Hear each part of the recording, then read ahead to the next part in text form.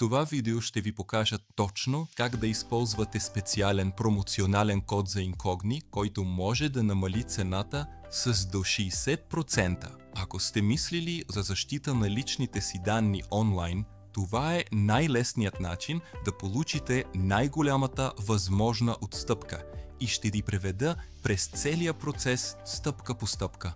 За да активирате кода, всичко, което трябва да направите е да кликнете върху промоционалната връзка в описанието на това видео. Тази връзка ще ви отведе директно към уебсайта на Incogni, където ще видите показания на страницата код за отстъпка. Просто копирайте кода в клипборда си, ще ви е необходим при процеса на плащане. След като копирате кода, изберете годишния план, който ви подхожда най-добре.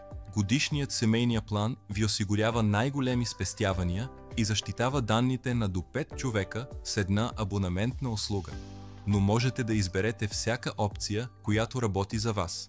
Ако предпочитате най-икономичната опция с приложена отстъпка, най-евтиният годишен план струва едва 60 евро на година. След като изберете своя план, преминете към плащането, където ще намерите поле за промоционални кодове. Просто поставете кода, който копирахте по-рано, го приложете и веднага ще видите цената да се понижава, в някои случаи с до 60%. Когато влезете в таблото за управление на Incogni, системата незабавно започва да работи на заден план, за да идентифицира кои брокери на данни може да съхраняват вашата лична информация. На главния екран ще видите ясен преглед, показващ 3 ключови числа. Колко заявки за премахване на данни са изпратени, колко компании вече са изтрили вашите данни и колко случаи все още са в процес на обработка.